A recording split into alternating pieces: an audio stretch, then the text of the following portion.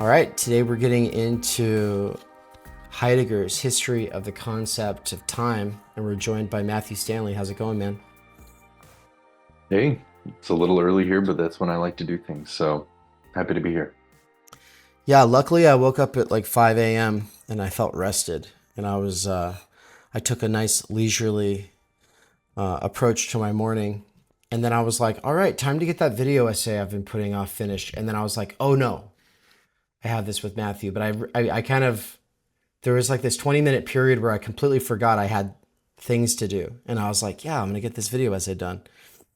But I'm excited to be getting to this because this is something that has been calling to me a lot lately. And you are putting together a course on cybernetics. Heidegger will be instrumental in that course. People who want to check it out, it's on Insight Seminars.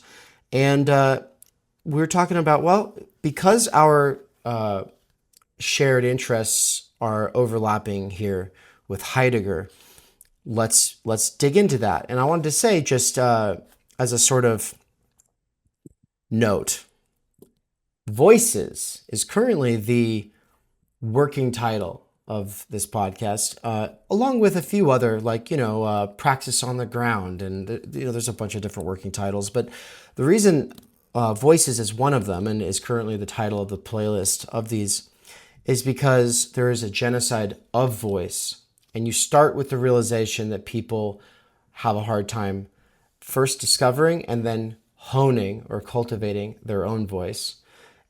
But then when you dig deeper, you realize it's because they haven't really had long exposure to great voices or people who in the past did discover and hone their own voices. And so people have lost the canon here in the post-class fractured mass, and this is something we've talked about quite a bit.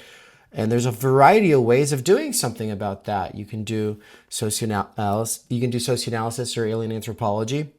You can do the agora. You can do your own kinds of experiments. And everybody that I do this podcast with is doing IRL organizing and their own kinds of experiments, which we'll kind of come back to and build off of later as a sort of theme here. But for now, this is what we're reading together. And I think that the practice of the exegetical is in part just to let the other voice, whatever voice it is that has a claim on us or that we are claiming, sort of exist, right? We are keeping it alive in a sort of sense. This text is not, Being in Time, his most famous text, but it is potentially the most important sort of prerequisite for reading Being in Time. If you read this first and you really get a grasp on this text, Being in Time is unlocked, so to speak. And that's all I want to say as an intro. Anything you want to say here before we dive in?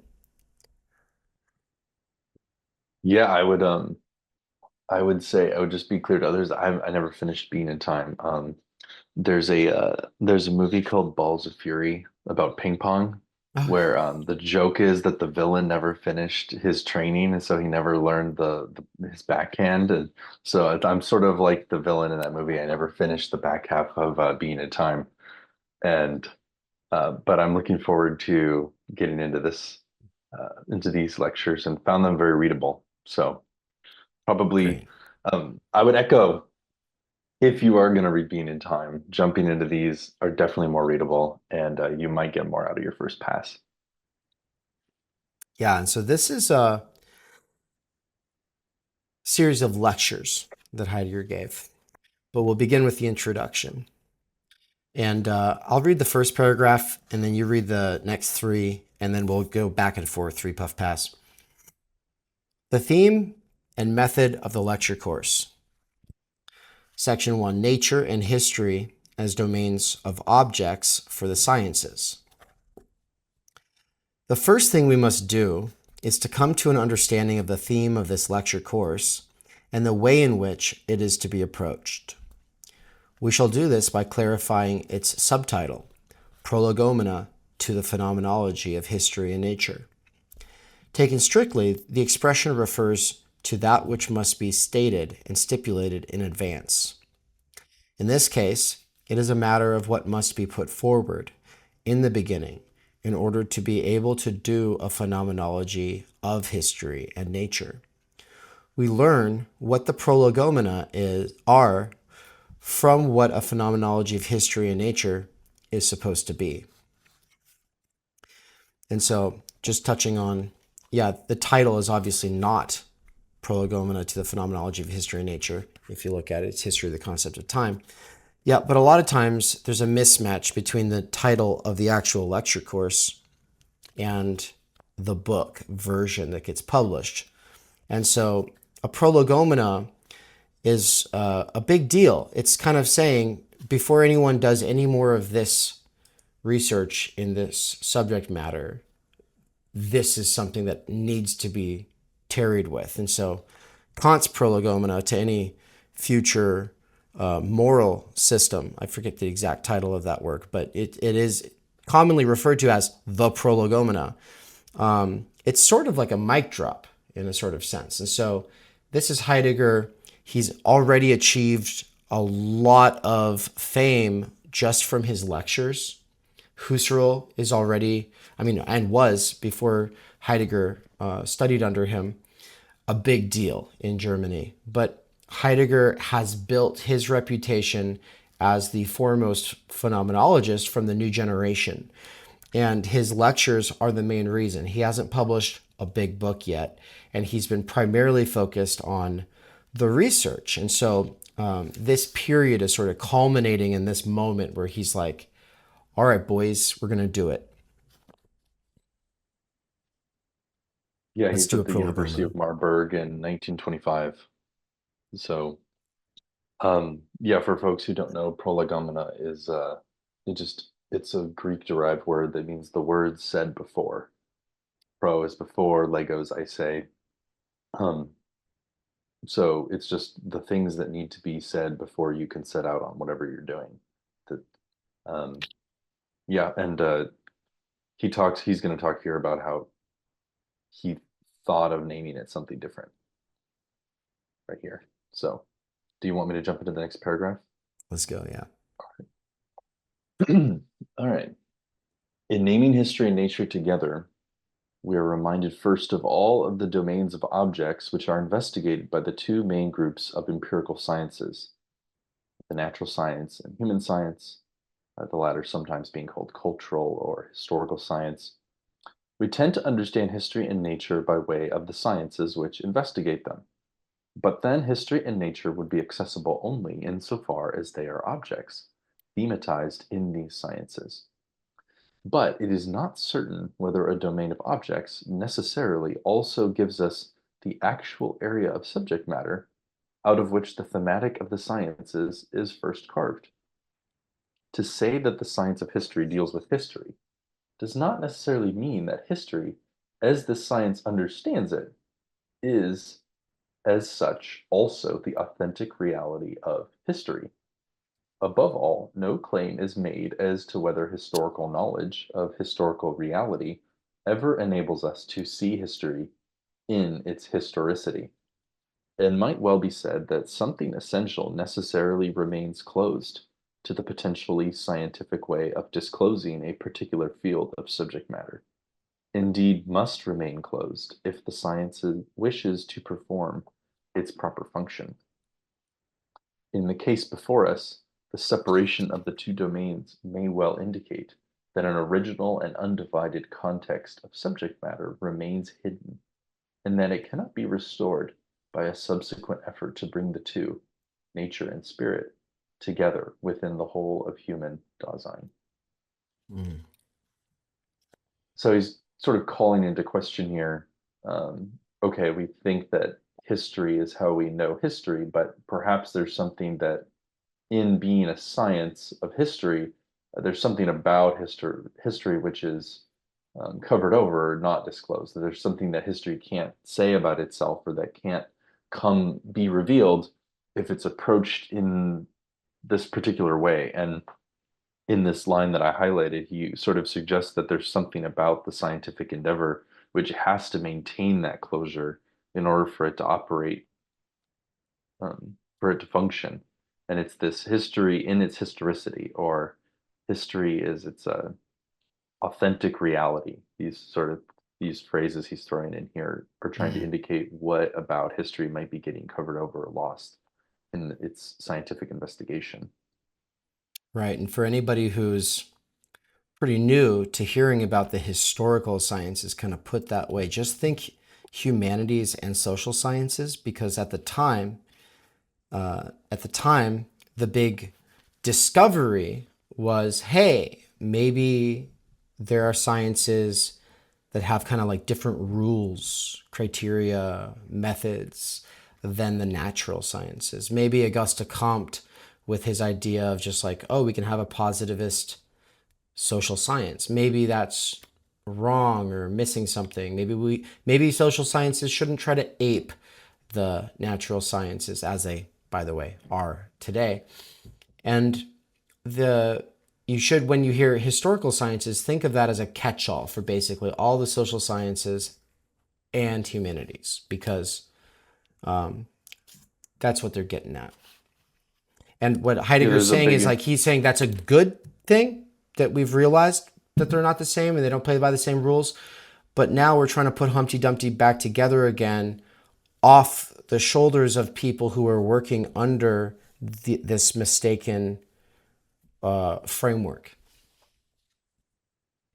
I was going to say that the biblical textual linguistic sciences are a big influence here, um, Yep. in the German Academy at the time, both before and at this time as well. There's a huge revolution going on around looking at archaeology and culture and linguistics and texts, and developing a science of how to read the Bible specifically Yep. as a historical text.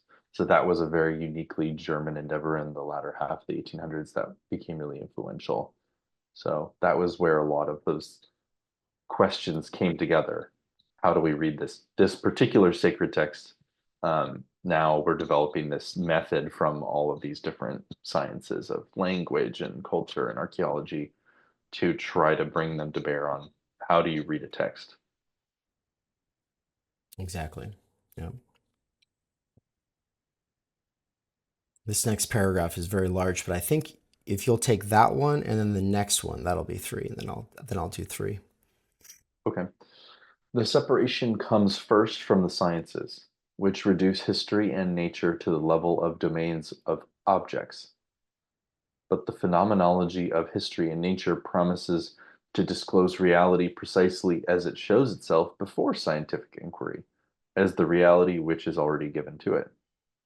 Here it is not a matter of a phenomenology of the sciences of history and nature, or even a phenomenology of history and nature as objects of these sciences, but of a phenomenological disclosure of the original kind of being and constitution of both.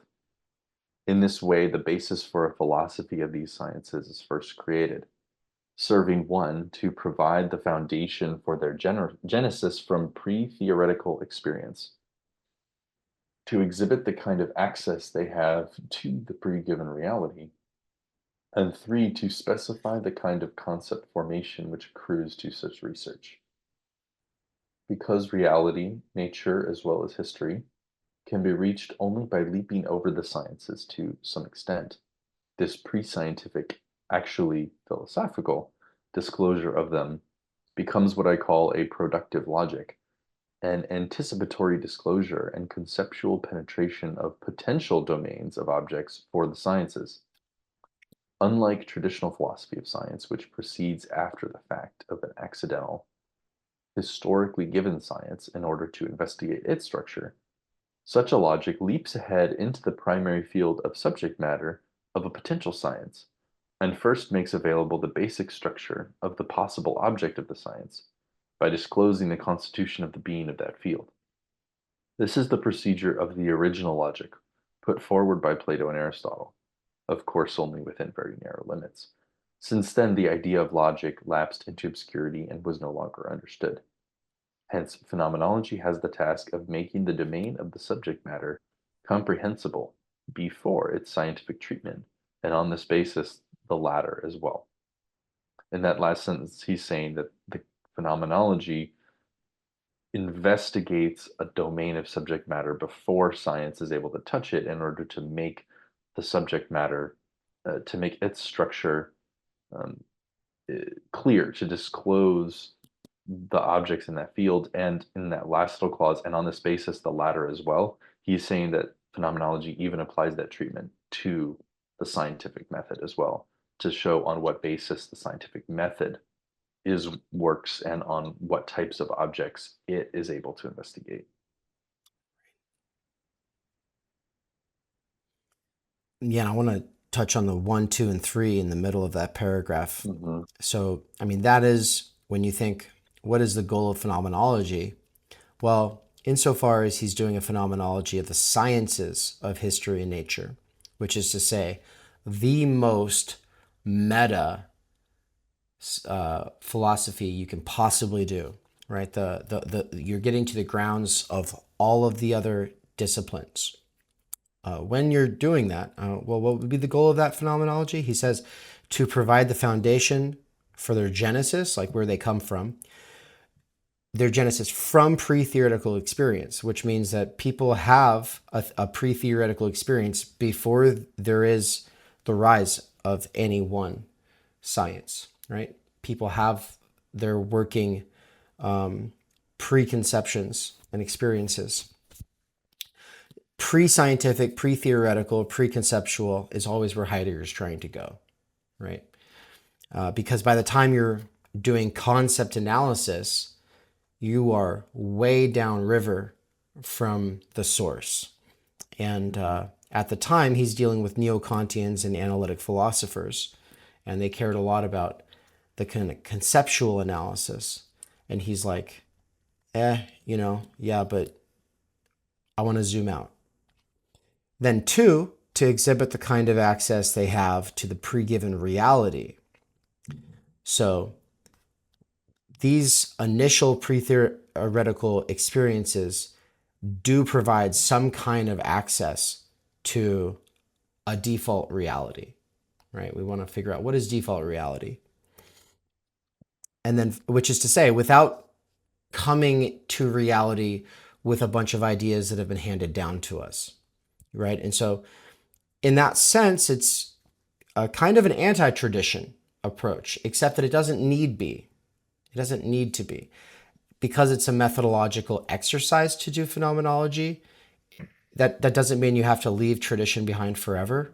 But while you are in the mode of phenomenology, at least from Heidegger's standpoint, you should be saying, I'm not going to trust any tradition. I'm going to just go off of like what's apparent and then try to drill down deeper to something preconceptual. That will require a lot of what later gets called deconstruction. But it's not supposed to be something everybody does, and it's not supposed to be something, it's not supposed to be a new worldview. And any sort of conclusion or insight that comes from a phenomenological exercise is not supposed to be a dogma. And he'll say that in this book, he'll say that in Being in Time. He's not constructing a worldview. He's saying, if I accept these priors while bracketing out these other priors, what'll I see? And then you can do with that as you will. And so Martha Nussbaum thinks that his style is authoritarian because it's so assertional and like, I've been to the top of the mountain, I know the way now. But that's not exactly fair because he's not doing what so many of his peers in the academy at the time were doing, which was providing a worldview and saying, this is the way I figured out the truth. He's actually saying, this method has something to it. It's pretty great. And I'm going to exercise it. And you can also do that. So welcome to Voices. I just want to say a couple quick little things about what Voices is doing this year, 2025. So at Theory Underground, there is a way to become involved at the gold or platinum levels, which means that you get more what Benjamin calls bespoke treatment, which is to say a kind of teaching that is dialed in to your particular interests, your particular needs. Gold and platinum subscribers get varying levels of that from Benjamin. and from myself. But when you're getting it from me, what does that mean? What does that look like, right? Well, it's in part this Voices project. And that's the provisional title that I've given to this new podcast that I'm doing, for which there is both a public side and a private side. The public side to Voices is what I'm doing with the people you see here on the channel. Whereas the private side is what I'm doing with people who are gold or platinum subscribers. And gold level gets to do one thing per month, and platinum gets to do multiple things per month. And basically, it's not where I'm just going to read and engage like with you on literally anything that you're interested in, because I just can't do that. I tried to do that in academia and it doesn't work. It has to align with my interests, because I have a very hard time focusing on things that are not immediately interesting, right? I think a lot of you ADHD brained kinds of people can probably relate to that, right? If you're deeply invested in it, you're probably able to focus on it, right? So the idea is, with Voices, communing with those voices that have a claim on us or which we would like to claim, right? And so, for instance, Neil Postman is one of those ones that we'd like to claim. We want to keep him alive. We think that he's absolutely essential to our moment, and trying to keep him around and stay in dialogue with him is something that I'm doing with Ruiz, right?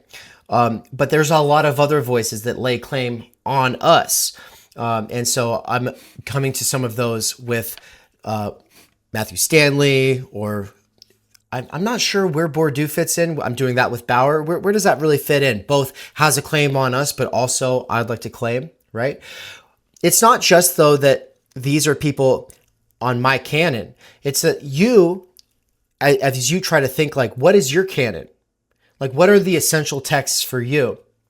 If your canon overlaps with mine, if there is an overlap, then we should find like a Venn diagram. Where do we meet? And then focus in on that, right? And so if you are especially interested in any of the stuff I've ever talked about on this channel, if any of the stuff that I've ever talked about on this channel either is or might be on your canon, then this might benefit you, and it would definitely benefit me, which is why I'm doing it. I love to do this. This is a lot of fun.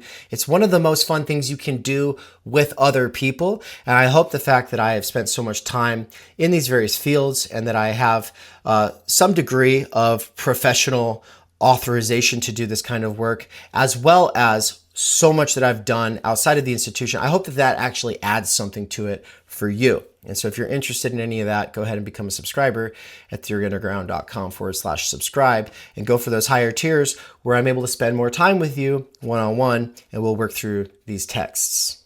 Sound good? Awesome. Thank you. Peace. And then finally, 3, to specify the kind of concept formation which accrues to such research, right? And so you can analyze the concepts within any given field, and that's downriver from the formation of the concepts that you're analyzing. But then that itself is also downriver from these other steps that he just outlined. And so, yeah, I really like that he lays that out that way.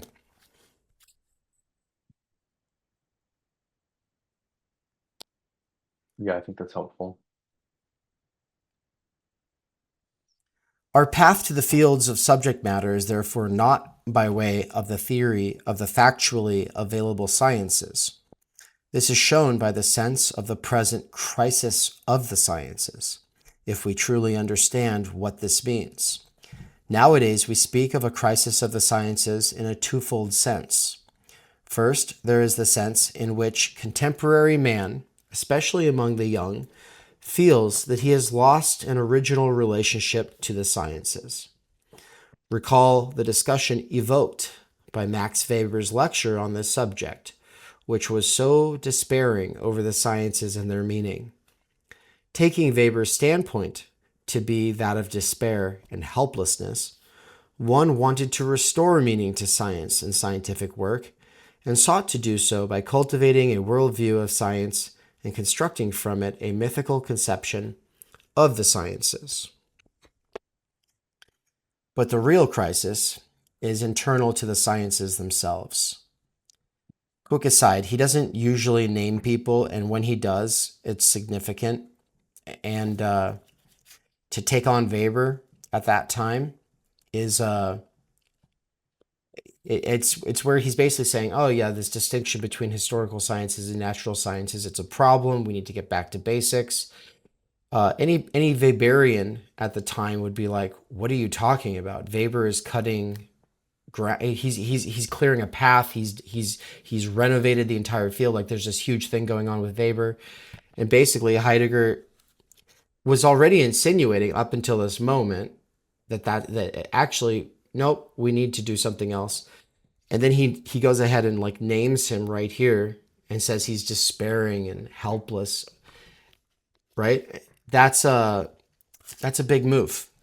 And then later, when he gets into Rickett, he'll spend a lot of time critiquing Rickett, but Rickett is actually the primary influence on Weber.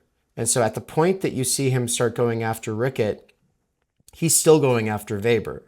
It's just that he's going to the source of Weber's presuppositions in the philosophy of science, which are neo-Kantian, which is what he wants to challenge here. But the real crisis is internal to the sciences themselves, wherein their basic relationship to the subject matter which each of them investigates has become questionable. The basic relationship to the subject matters is becoming insecure, which activates the tendency to carry out a propedeutic reflection on their basic structure. Such a reflection seeks to dispel the insecurity over the fundamental concepts of the science in question, or to secure those concepts in a more original understanding of its subject matter. Genuine progress in the sciences occurs only in this field of reflection. Such crises do not take place in the historiological sciences only because they have not yet reached the degree of maturity necessary for revolutions. So these revolutions have already occurred in all of the mature sciences, but these revolutions haven't happened in the historiological or just historical sciences yet because they haven't even matured that much. They're very new. The present crisis in all the sciences, therefore, stem from the burgeoning tendency in them to reclaim their particular domain of objects originally, to forge their way back to the field of subject matter, which is thematizable in their research. Take it away. What task is incurred in this comprehensive crisis? What is to be accomplished? How is that possible? The crisis can be directed in ways which are fruitful and secure for the sciences, only if we are clear about its scientific and methodological sense and see that the exposition of the primary field of subject matter calls for a mode of experience and interpretation, in principle, different from those which prevail in the concrete sciences themselves. In crisis, scientific research assumes a philosophical cast. Scientists thus say that they are in need of an original interpretation, which they themselves are incapable of carrying out. I yeah, I like this line of direction that he's going with, basically saying, okay, the crisis is internal to science themselves, where they have to continually sort of renew their relationship to the original content. If you spend They have to renew their relationship to the objects that they're studying, because these objects have a reality outside of how science understands them. So if you're understanding them purely through science, you begin to lose your contact with them.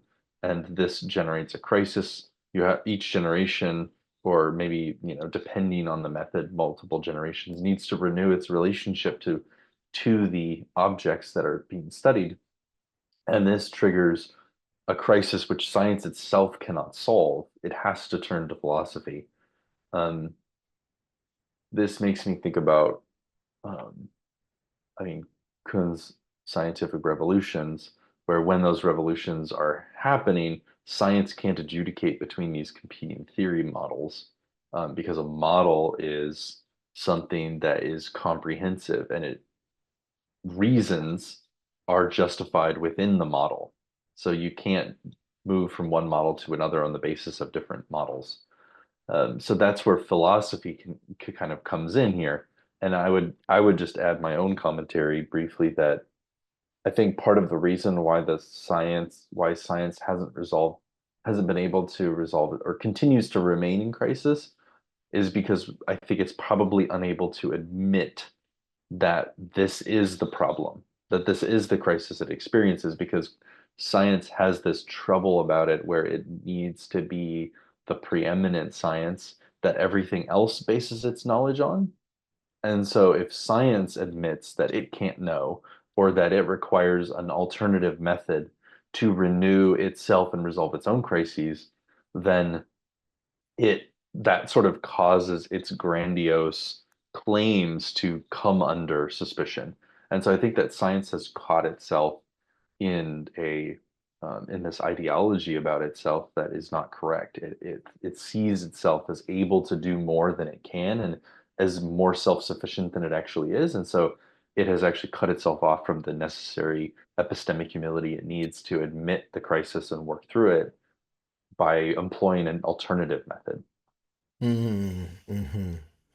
Yeah, and he's about to lay out a bunch of examples. I just want to highlight for everybody's attention the term an original interpretation, which was in the last sentence that Matthew read. He said, sciences thus say that they are in need of an original interpretation, which they themselves are incapable of carrying out.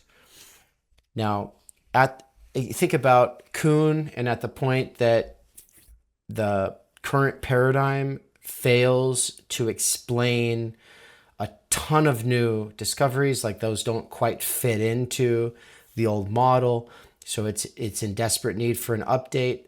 He's saying that update, that it's not going to come from within the wheelhouse of any one of these scientists who's basically a functionary of that science, right? It takes someone who's got the ability to zoom out, but not zooming out uh,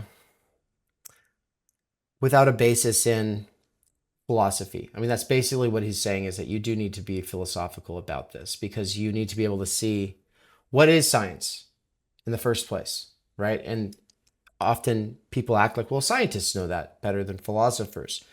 Well, no, philosophers are, I mean, these are different things. Saying what science is the task of philosophy, not the task of science. All right, you got one Yeah, more I one feel more. like that's like a whole, I feel like that's like the whole Heidegger thing is like you being in, like if you are operating in a certain mode of knowledge, that's precisely the point at which you are least able to say what you're actually doing, what that point of how that knowledge actually operates, that that is the point where you don't have epistemic privilege about it. You need an alternative method to be able to say what it is you're actually doing. Exactly. And he said by necessity, Hmm. earlier he was just saying this is, it's almost like saying this is a good thing, right? It's it's like, yeah, you're really good at playing tennis. That's great, but it's going to be somebody else's task to then talk about how tennis relates to other fields, or talk about its origin, those kinds of things. Yeah, you can think about this in terms of like people who are really good at things are usually really bad at teaching them. It's Mm-hmm. like most people who are quite good at things are bad at teaching them, and it's precisely because their immersion in the thing makes it so that they are actually um, blinded to their own involvement in what's going on and that type of thing because it's become so real and integrated for them. Exactly. So he's going to provide an example here with mathematics. We can Mm-hmm. demonstrate this crisis succinctly and concretely by way of the following series of particular sciences chosen here to suit our purpose. Characteristic is the crisis in contemporary mathematics, which is emphatically characterized as a crisis of foundations. In the dispute between formalism and intuitionism, the question is whether the fundaments of the mathematical sciences are based upon formal propositions that are simply assumed and that constitute a system of axioms from which all the other propositions can be deduced. This is Hilbert's position. The opposing direction, essentially influenced by phenomenology, asks whether or not, in the end, what is primarily given is the specific structure of the objects themselves. In geometry, the continuum, which precedes scientific inquiry, for example, in integral and differential analysis, this is the doctrine of Brouwer and Weil. Thus, what is prima facie the most firmly established science manifests the tendency towards a transposition of the entire science onto a new and more original foundations.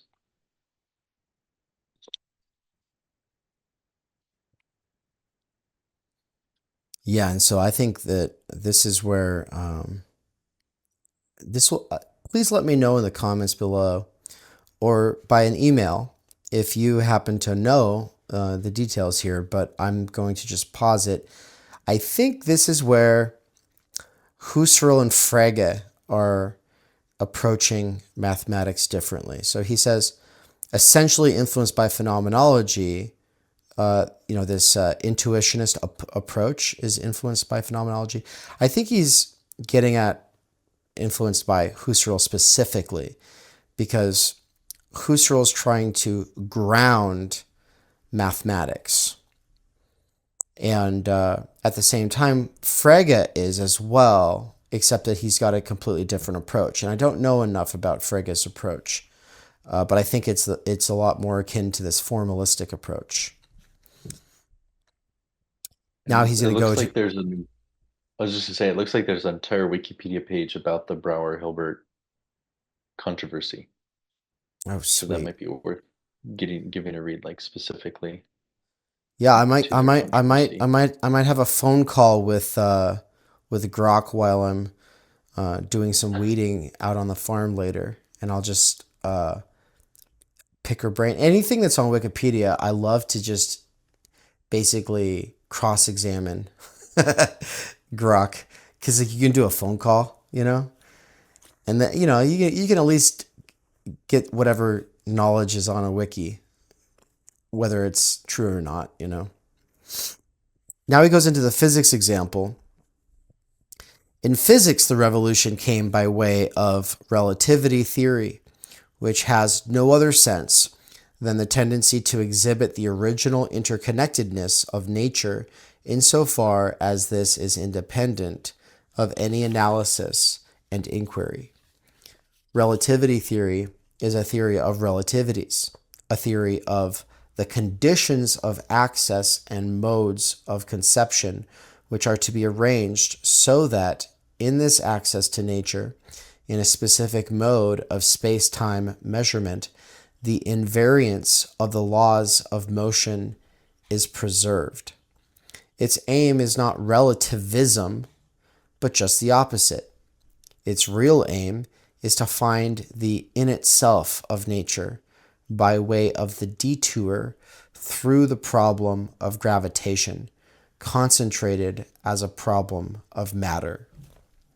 It's important because a lot of people, I've seen it, I can't tell you what philosophers off the top of my head, but I've seen both philosophers and just people in philosophy clubs over the last 10 years refer to Einstein and relativity theory as the sort of proof that relativism's true. And it's just like, that is why Heidegger takes this little detour here to say that that is not what he's doing. That's not the point. Yeah, I thought that was a great, it kind of made me rethink my own assumptions too, because the reality is that Einstein is not saying, oh, like if you're standing on Earth and time moves this fast and and somebody's flying through space at the speed of light and time moves this fast. It's like, oh, that's just true for each of you. It's like, no, we're trying to build a model that includes both of those realities as true. Here's Right. why both of those realities are true in a model that includes and supersedes them. So it's not an attempt to say, oh, they're both equally true. Exactly. They're equally real to the observer, but we're building a model that shows that why they can both be true simultaneously. Exactly. And it's not, oh, it's just all relative. It's because these things are essentially connected in a way that's not necessarily obvious once you are immersed in a Newtonian physics. In biology, likewise, the effort is being made to reflect upon the basic elements of life. It seeks to free itself from the presuppositions which take the living being as a bodily thing and so define it mechanistically. Even vitalism is caught up in these presuppositions in trying to define the life force with mechanistic concepts. For the first time, there are now attempts to get a clear sense of living being and organism in the hope of finding a clue to guide concrete research. I'll do one more. The historiological sciences are currently troubled by the question of historical reality itself. In the history of literature, we now have a key expression from Unger. History of literature as a history of problems. Here the attempt is being made to go beyond a merely historiological, literary, and artistic presentation to a history of the state of affairs thereby presented. Which is to say, you stop associating history with a body of texts and start saying, well, there's a there that the texts are pointing to. And I think it might even go a little deeper into hyperstition, right? Because the there is not just an event happened. It's also that event matters to us, and it matters for us because it mattered to our fathers, whatever. Like it could be that kind of approach, right? Because for Ernst Junger, this is not Ernst Junger, sorry, this is Unger. My brain tripped up on that. When I initially read it, I was thinking, oh, that's Ernst Junger. But that's not Ernst Junger. This is Unger, who I know a lot less about. But Heidegger is a big fan of Ernst Junger during this period.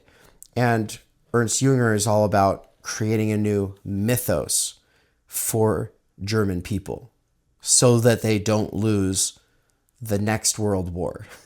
Because at this point, the entirety of the 1920s is like they're living under not just the shadow of the lost World War, but they're also feeling the hardships of the treaty. And so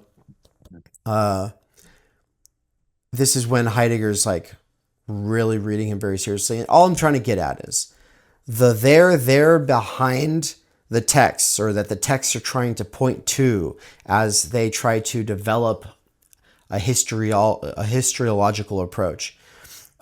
It's not just a set of facts. It's not just a series of events. It's also the fact that it matters to us and that we care. And the reason it matters to us and that we care is because we are future oriented and we're trying to figure out what to do, what direction to go.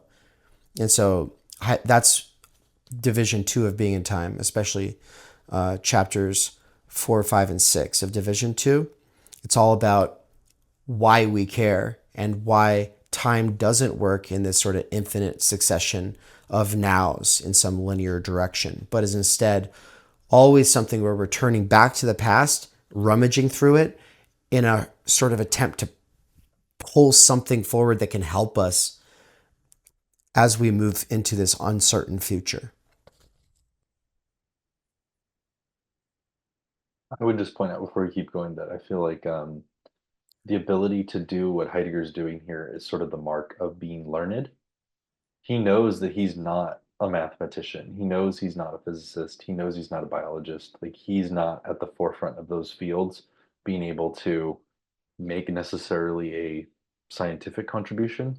But as an individual, he has read enough to where he can determine what is the basic problem that biology in its current iteration is trying to solve, and what are kind of the disagreements about how to solve that. And I think if you could do that about a field, you have enough to where you could engage and productively ask questions and learn from somebody in that field if you know what are the key problems and what are the varying theories or attempts to solve that problem. And just knowing that will give you the tools you need to be a good listener and be able to get a lot of value from even things that you don't fully understand. So theology wishes to go forward from a revival of belief, its basic relationship to the reality which it thematizes, so that it may arrive at an original explication of the being of man toward God, which involves the disengagement of the fundamental question of man from the traditional systematic approach of dogmatics. For this systematic approach is based upon a philosophical and conceptual system, which has created confusion in both the question of man and the question of God, and all the more in the question of the relationship of man to God. And I would just point out from my own studies here, Karl Barth has been a huge influence on my own theology. And this, even what Heidegger says here of how theology, the theme that it thematizes is belief, that is what Barth is trying to push back against, because that was an innovation in sort of the late 1800s in German academia of, oh, theology isn't about God, but now it's about the human experience of belief. And so in 1916, Barth writes the Epistle of the Romans. He writes a commentary on the book of Romans that where he is trying to bring German theology back to actually talking about God. So he's actually he spends his life writing what's called the church dogmatics, and he's trying to both leave behind these older scholastic systems that are metaphysically reasoning about God, but he's also trying to leave behind this anthropocentric view of religion is just about theorizing belief and our conceptions of God and and historical iterations of belief. And actually, he's trying to forge this path of how do we speak faithfully about God? How do we speak faithfully about a reality that escapes our discipline, but understanding that we nonetheless have to use words. We are human beings. We have to engage in some form of a discipline, research and speech. So in some ways, there's again the same problem of science is that theology is investigating a reality, the object of which entirely escapes the mode of investigation. And Barth wants to get back to that, but without falling into scholasticism and that type of thing. So I would just point out that but for what it's worth, Heidegger became really influential in that space of critiquing what's called ontotheology. So he's got his finger on the controversy, but there's more detail he could have brought here. Mm. That's my own hobby horse, so that's why I go off on that.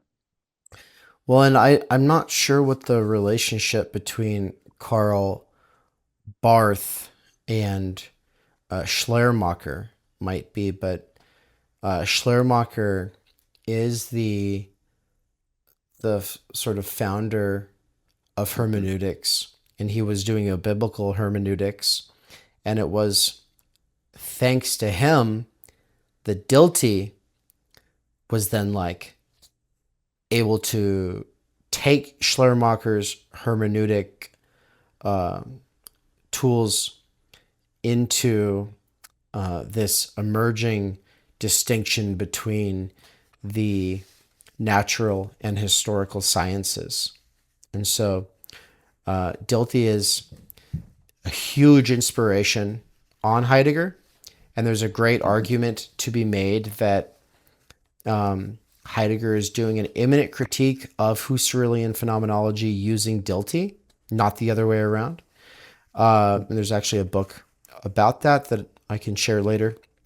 But basically, there's a revolution occurring, yeah, in theology, and it and I and I I think that this question of belief versus this question about man and God, I think that that is huge for what Anne and I have been driving at with our What's Right episodes from the last few months.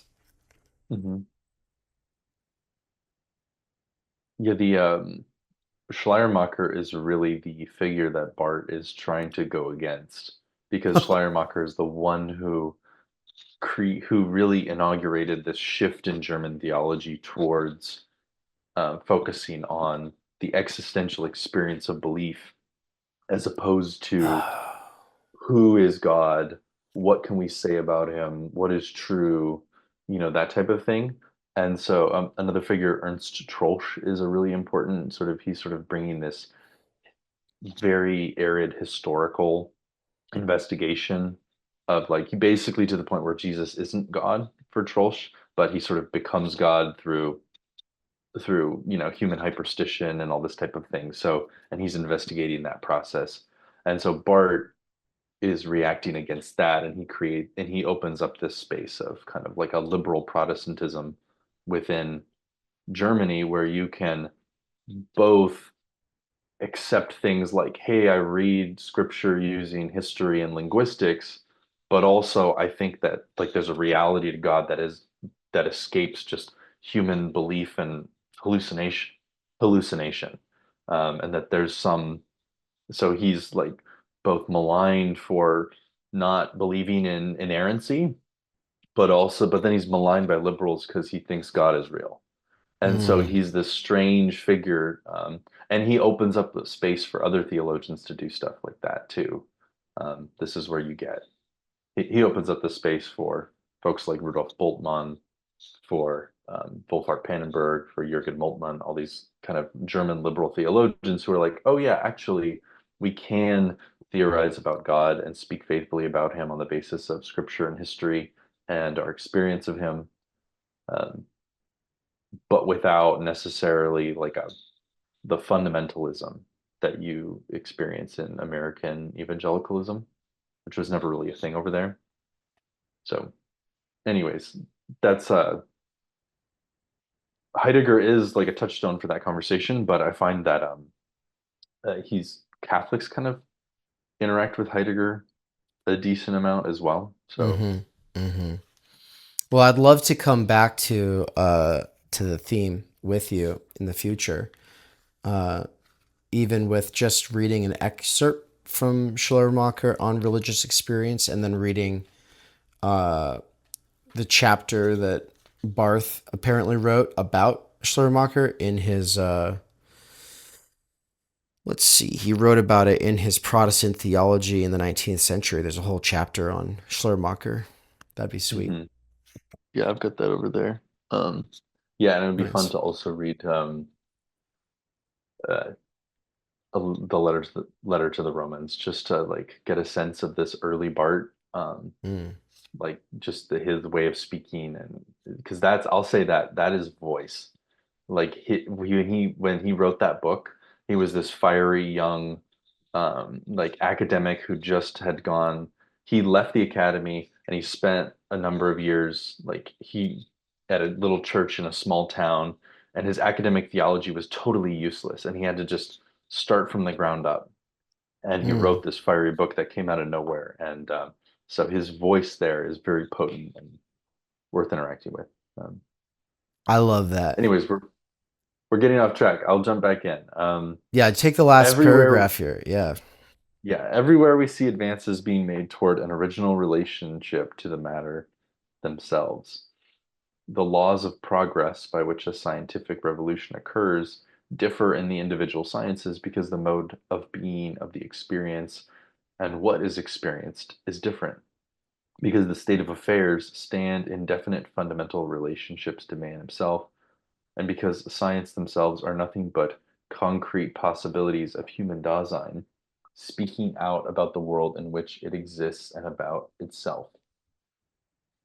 Therefore, if the sciences are not to be regarded as a spurious enterprise, founding their justification merely by invoking the prevailing currents of the tradition, but instead are to receive the possibility of their being from their meaning in human Dasein, then the decisive question and the place where an answer to the crisis is to be found is in bringing the subject matters under investigation to an original experience before their concealment by a particular scientific inquiry.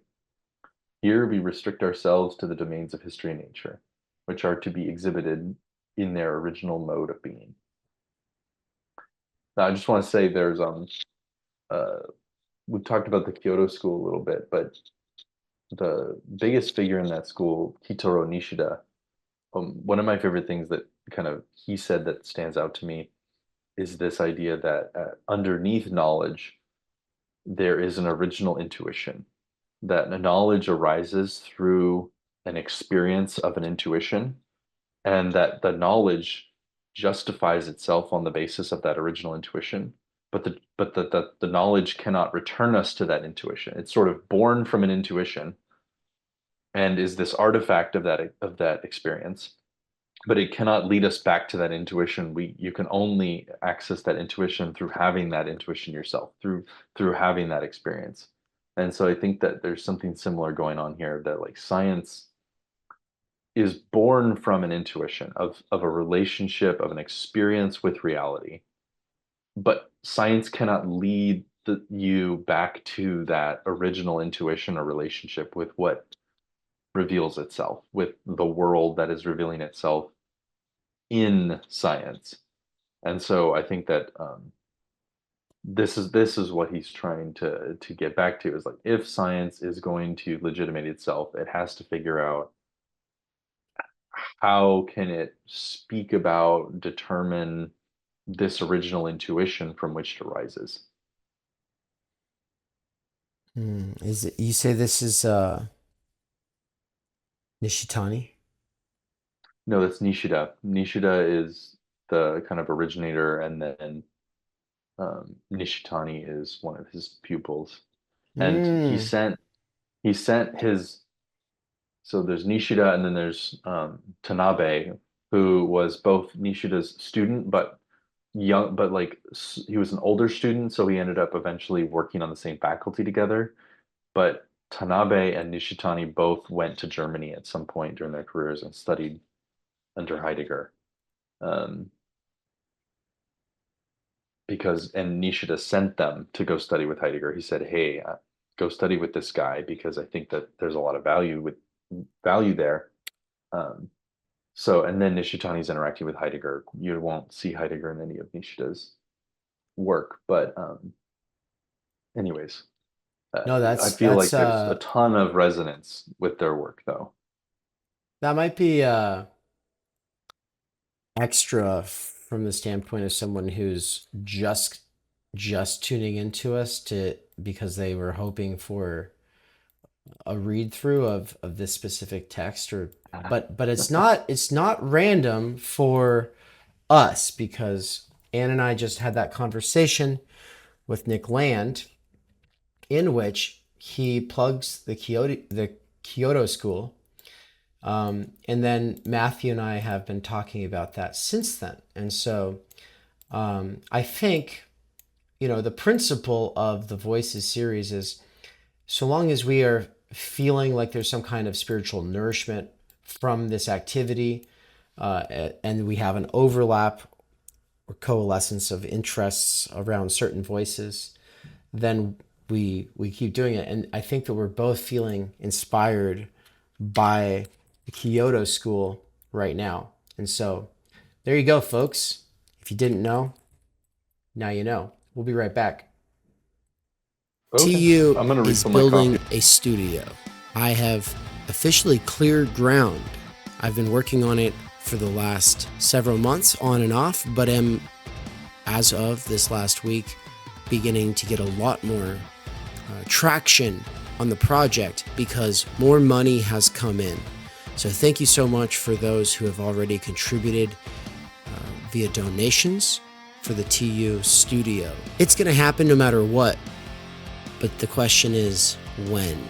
If you want to help speed up the process, make things smoother sailing, and help me keep creating the kinds of content that you love, and even better, the kinds of content that is to come.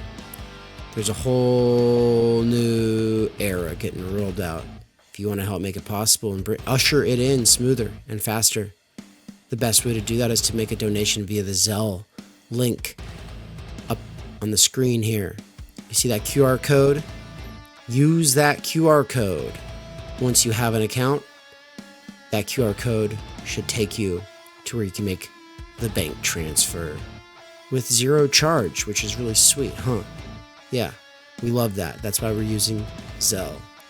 Thank you so much for helping make this possible.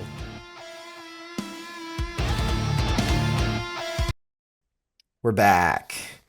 Welcome back, everybody. Thank you for sitting through that commercial while we got some coffee and refreshed and talked a little bit more about the Kyoto School on the back end here. We're going to finish reading through this introduction and then leave it for today. This will be a relatively short one. Matthew asked me a question about the pace and amount of time we're spending talking, if I'm happy with it, and I want to say yes, because we generally strive for a 70-30 split, 70% reading, 30% talking, but this is also an introduction, and I think it merits a little bit of background stuff. And so what you've gotten from the two of us is a little bit of background from our different wheelhouses, phenomenology and theology, that I think we'll be building off of in future episodes. So I'm really feeling quite good about all that. And this is nice and leisurely. And so, yeah, I definitely don't want to have to rush through or start chapter 1 and then leave off halfway through or something like that. We're going to give ourselves plenty of time here. But I think we've got about 45 minutes. And so let's get after it. Section 2, Prolegomena to a Phenomenology of History and Nature under the guidance of the history of the concept of time.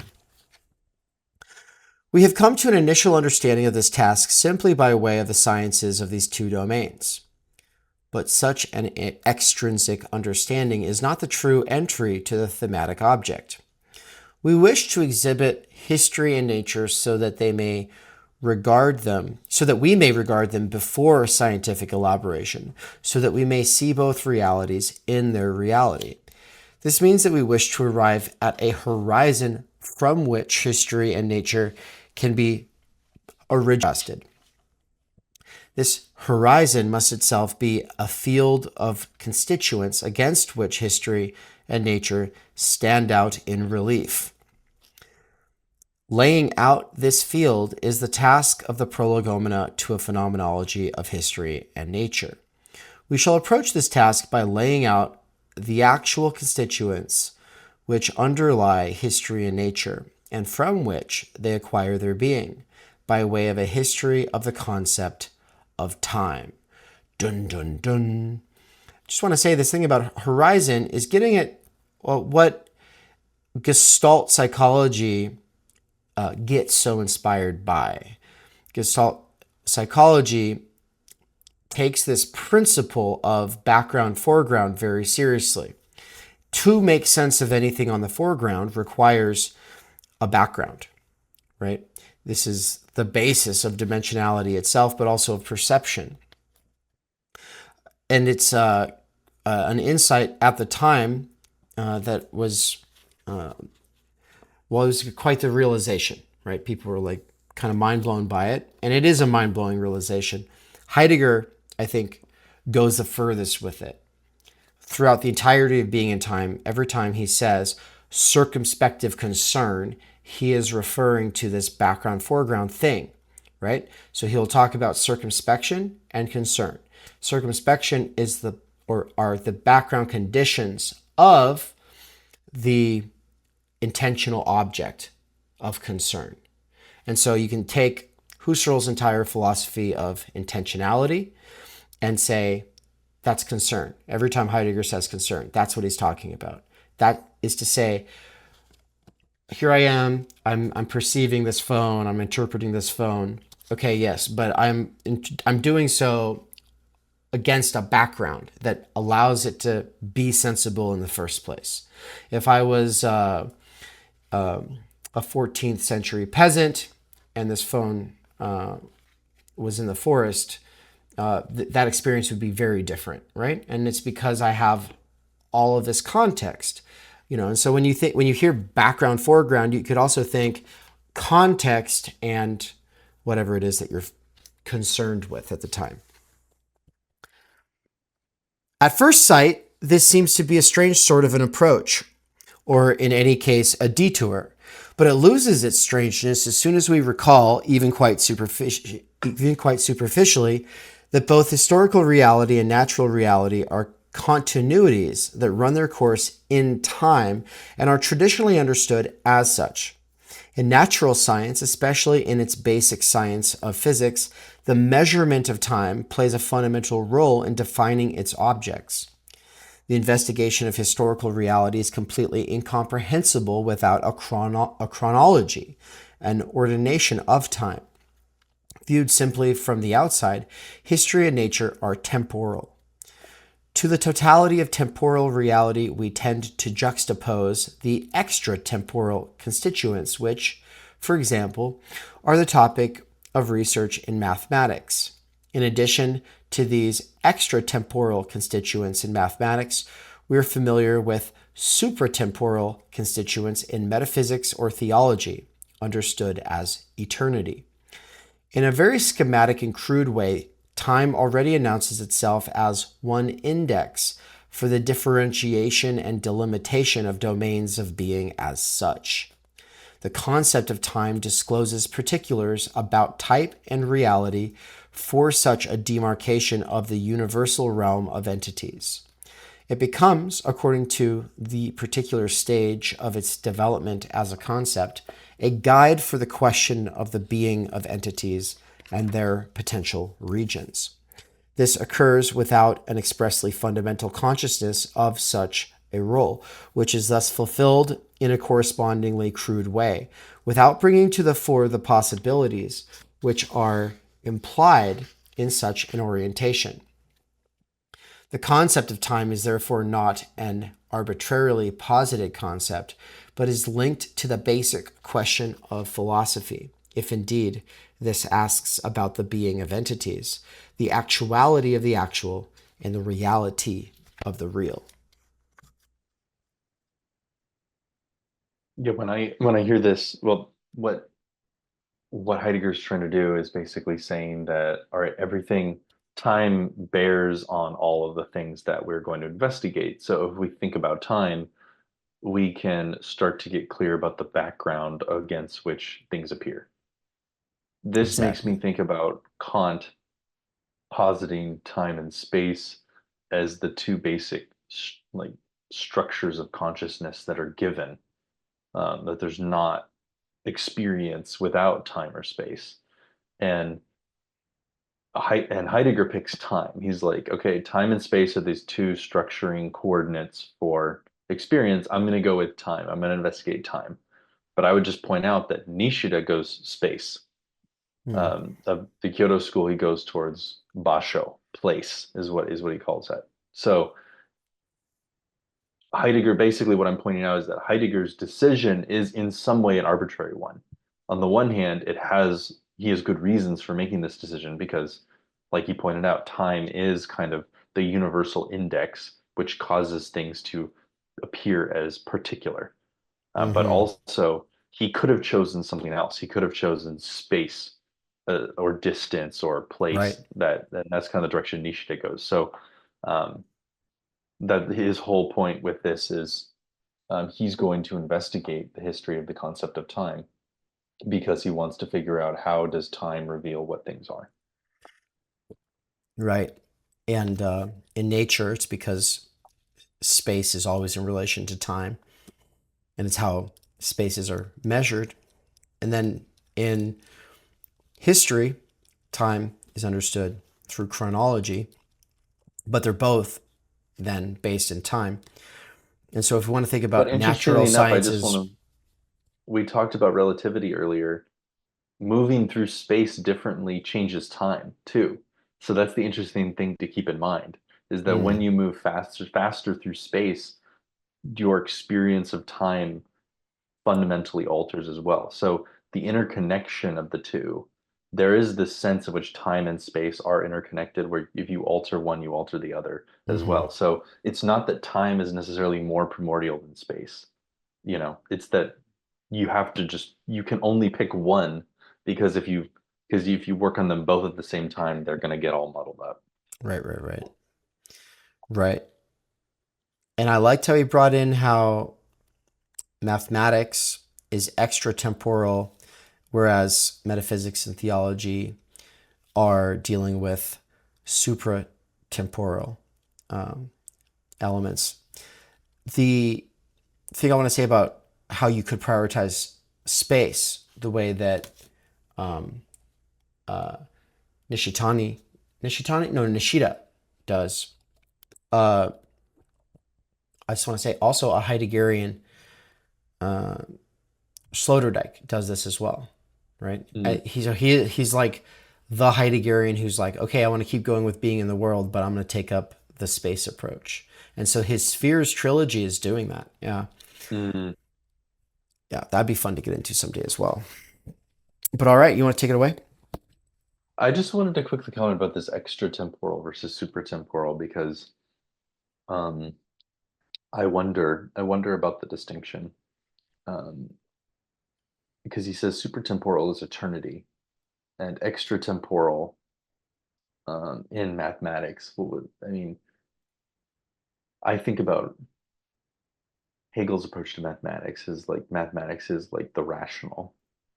And then we think about metaphysics or theology as the super rational, which uses eternity. But I mean, the limitless functions in mathematics as well. I wonder if then there's like a difference between the limitless and eternity, or if really maybe the rational is supertemporal because it's able to think eternity. It's able to think eternal moments. That's just something I wonder. I wonder how much value or reality that distinction actually has. That was just something that popped into my mind. Mm, We could put a pin in it though. mm-hmm. Mm. Yeah, it's worth coming back to. I am people. If you are looking at the screen, it got all weird because I clicked something but don't worry about it. Matthew will just read and I'll figure it out while you read, man.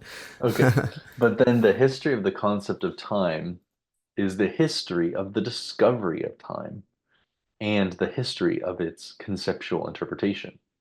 In other words, it is the history of the question of the being of entities, the history of the attempts to uncover entities in their being, born by the particular understanding of time, by the particular level of conceptual elaboration of the phenomenon of time. Hence, in the end, the history of the concept of time is more accurately the history of the decline and the history of the distortion of the basic question of scientific research into the being of entities. It is the history of the incapacity to pose the question of being in a radically new way and to work out its first fundaments anew. An incapacity which is grounded in the being of Dasein. But over against this wholly external characterization of the fundamental role of the concept of time, we will, in the course of our considerations, be confronted with the question what, after all, makes time and the concept of time, the comprehending regard to time, appropriate for this peculiar function, hitherto always assumed as self evident, of characterizing and dividing the domains of reality, temporal, extratemporal, supratemporal reality. I I highlighted an incapacity which is grounded in the being of Dasein. I highlighted that in pink because it was a question for me. Um, why does Heidegger think that the incapacity to pose the question of being in a radical new way is an incapacity which is itself grounded in the being of Dasein? Unless I'm uh, misinterpreting what he's saying. I'm finicking with the. You remember the whole issue I told you I was going to run into? Okay, let's zoom in on the paragraph. What page are we on? Where I can't see it on the screen. I can't even find it. So let's just bring me back to the physical It's page I page have here in front of 6. me. Page 6, and we're in the middle. Yeah, Or hence in the end, the history of the concept of time is more accurately the history of the decline and the history of the distortion of the basic question of yes, scientific research into the right. being of entities. Here we go. I'm wondering, how is this incapacity grounded in the being of Dasein? Hmm. It is the history of the incapacity to pose the question of being in a radically new way and to work out its first fundamentals or fundaments anew. An incapacity which is grounded in the being of Dasein. To me, Uh, that said like there's an obstacle in Dasein itself, and I was like, I what think is so. that? Yeah, it's either an obstacle in Dasein or it's the that being in the world gets shattered at some point. And there's this big question mark for me with Heidegger is does he think that Dasein necessarily gets shattered and requires renewal? Or is it that modernity shattered being in the world and therefore undermined Dasein's relation to being in the world? And so I'm not exactly sure, but I think I think he would say that falling as the vicious cycle between ambiguity, curiosity, and idle chatter is something that you'll just find anywhere that there is Dasein, that's not just modernity, that modernity kind of takes it to a new level, and of course, that would be because of the media revolutions. But this cycle between non-committal curiosity, ambiguity, and idle chatter is sort of his diagnosis of average everydayness that he gets from Kierkegaard. The this is the ontical or empirical or obvious starting point, but then on that basis, we're able to get to the deeper sort of pre-ontological foundations of those things, which are then the basis for doing philosophy, which would be like modal understanding, attunement, or always already being attuned in the world, and the symbolic order, right? So this is he uses different words for it, but I'm putting it that way right now, and I get into it in my Being in the World parts 1 and 2. But basically, ambiguity, non-committal curiosity, and idle chatter each correlates to in this respective order, modal understanding, attunement or state of mind, as he calls it in the Macri and Robinson translation, and then the symbolic order or discourse, which is the Macri and Robinson translation.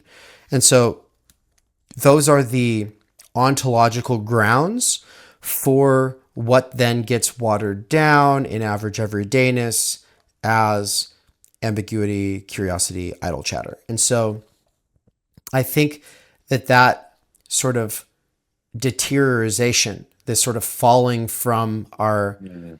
these higher possibilities that we have, I think that's just like a constant thing for humans for him. And I think that is inherent to Dasein.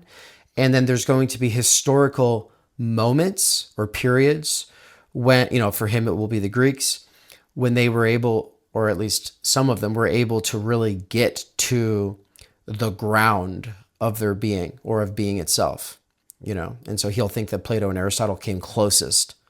And then later he'll think, well, maybe actually the pre-Socratics came closest, so he'll play with these ideas. So thank you for that. So like the incapacities, um, like idle chatter, ambiguity, and uh, idle curiosity, were the three that you mentioned. Those obstacles to really posing the question of being are they come from a degradation or a falling from an original capacity or possibility that's in Dasein. So it's not that the incapacity is inherent to Dasein. It's more that the capacities are inherent to Dasein, and those capacities can sort of fail or degrade, or like we can engage in false versions of those, which I suppose is also a capacity of the Dasein.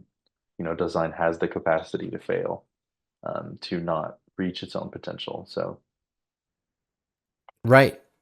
Right. Yeah, I think so. I think so. I think he's just saying that is the situation, and the role of the philosopher. And maybe he'll go back on this later, but at the time, I think he's thinking the proper role of philosophy is to be constantly striving to say, okay, we've been lost in the sauce. Let's zoom out. Right. That's the role of a philosopher. And then I think he would probably say it's also the role of a poet to a certain extent, though I think the mhm. role of the poet's going to be a bit expanded. And I think that that you could almost periodize Heidegger and say there's going to be periods where uh, the role of the philosopher and the poet are basically overlapped entirely. There's going to be other periods where he's going to be like they're different, and there is a period where he's like there's three kinds of people. There's sort of philosopher, priest, poet people. There's soldiers and there's workers. you know, like that's the three kinds of people. Um, and then what's the role of the statesman? And maybe the statesman represents those three different groups. Maybe the statesman participates in these three different groups. But there's but that's more like him and the bridge between being in time and when he became rector of Freiburg. So and when he becomes rector, it's because he is like Marx, trying to harness an actually existing historical movement. He's saying, "All right, this thing that exists, I can raise it to its higher possibility." And so that's how he sees National Socialism. That's also how Marx saw communism. Both of them, Marx and Heidegger, don't like a lot of the realities of the movement that they're trying to harness. Rothbard does the exact same thing with libertarianism, So like all three of them are trying to harness a movement that they see potential in, and it's like if I decide to become the philosopher of MAGA, right? Like it'd be like, okay, well, I can raise it to its higher possibility, and you could maybe say that that is what Bannon is trying to do. I was thinking Bannon, yeah. Yeah. All right. Did you want to read the next paragraph or? Or Fuentes. Anyway, all right. I mean, I think that's a general goal. It's not a like that is a general goal for people after like they go, "Oh, I I see this thing and I'm an intellectual and I have a knack for rhetoric, or I've got some charisma. What should I do with that? Oh, I should try to harness this movement." And it's a danger, like it's a serious danger, because you can get swept up in that movement, and then that movement doesn't go where you want it to. Marcuse will, say the same thing about the 1960s radicals. He's trying to harness it, and then he disavows it. He's like, they never read me. They were. I was critiquing them the whole time. So Well, I also think maybe there's a Hegelian Žižekian point that perhaps the truth of a movement requires you to take it to its lowest level as well. Like perhaps you could say, I mean, I would say that the real philosophers of MAGA are people like Fuentes, Bronze Age pervert, these type of thinkers who sort of take it to its lowest, most sort of obscene kernel, maybe you could say. That would be that might there might be some play you could do there. mm, hmm All right. Good. Let me just. You want me to read or you? I can't remember. I just I'm read the last paragraph, but I'm about to take it. I just had to fix okay. the weird Zoom share issue was distracting that whole time. All right, I'll take it. Commensurate with the fundamental significance of time and its concept, the history of the concept of time is in turn no arbitrary historiological reflection. This distinction in turn suggests the manner of this fundamental reflection on the history of the concept of time. The historiological of the time concept could be carried out as a gathering of opinions about time and summary of its conceptual formulations. Through such a doxographical survey of the concept of time, one might expect to obtain an understanding of time itself and thus the basis for characterizing the special temporal realities, history, and nature. But even the most meticulous collections of opinions remain blind so long as one does not first have a clear idea of just what is constantly being sought in gathering such information. The understanding of time itself will never be obtained from the historiology of the time concept. Instead, which would be, by the way, saying, okay, let's just take all of the ideas people have had about time, put those on a sort of chronological plane, and then track the development of the concept between all those different thinkers. He's saying, nope, that's not gonna be the way. He says the understanding of time itself will never be obtained from the historiology of the time concept. Instead, it is precisely the understanding of the phenomenon of time worked out in advance which first permits us to understand earlier concepts of time. But in that case, would not the plain and simple discussion of the concept of time suffice for a determination of history and nature as temporal realities? Then why the history of the concept as well? This is plainly an additional orientation in regard to what was thought in earlier times, but has no bearing upon what is called the systematic discussion of time and temporal reality. This attitude makes sense as long as the belief persists that a systematic philosophical discussion is possible in a radical sense without being historiological in its innermost grounds. But if, on the contrary, what should be the case, if it should turn out that precisely the basic question of philosophical research, the question of the being of entities, compels us to enter into an original arena of research which precedes the traditional partition of philosophical work into historiological and systematic knowledge, then the prolegomena to the investigation of entities in their being are to be won only by way of history. This amounts to saying that the manner of research is neither historiological nor systematic, but instead phenomenological. One of the goals of this lecture course is to demonstrate the necessity and the sense of such a fundamental form of research.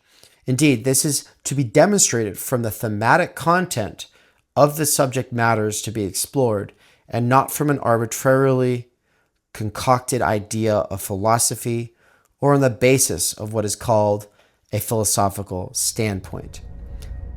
Hate to interrupt, but we would be remiss to not share an advertisement from our sponsors.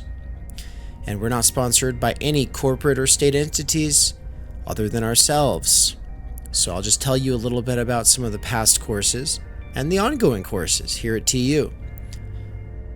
Because if any of them sound exciting to you, well, you can access all of them by becoming a subscriber. That's right, subscribers make all of this possible. Subscribers get access to the course I taught on Martin Heidegger's Being and Time, as well as the course that I taught the first half of last year, Emmanuel Levinas's Totality and Infinity, the second half for which I will be teaching this winter. I've also taught Critical Media Theory and Critical Doxology and Timenergy with my wife, Anne Snellgrove McKerracher, who is the co-host on What's Right. Also, you would get access to the course I taught at the university, 3 semesters worth, on Intro to Critical Social Theory and Socioanalysis. But also, we've had lots of other great professors teach Introduction to Marxism by Chris Catrone, Intro to Lacan via Seminar 11 with Todd McGowan. Introduction to Ivan Illich with Brian Weeks. The Clinical Structures of Psychoanalysis and Autism with Dr. Leon Brenner. The Michael Downs Seminar, Introduction to Slavoj Žižek, Introduction to Nick Land, and Žižek's For They Know Not What They Do, all taught by Michael Downs, as well as What is Sex? There was a collab that I did with Cadell Last. Theory 101, a collab I did with Hello Gorgias.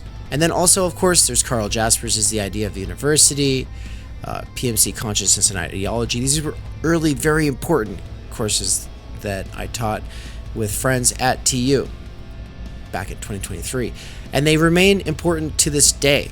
Every one of these courses comes out of an overarching research project. There's a real driving force, mission, and agenda to the research going on at TU because we want to understand the situation for the sake of large-scale structural change focused on the good life. What does that actually mean? If you really want to go deep, obviously, these courses are something you could spend the better part of a year binging while at work. Ongoing courses that come out on a monthly basis are the Fundamental Problems and Core Concepts at TU with yours truly, also my seminar, Philosophy of Nature with Nina Power, the Benjamin Studebaker seminar, as well as his course, The 12 Political Theorists. We've got some really exciting stuff coming down the line.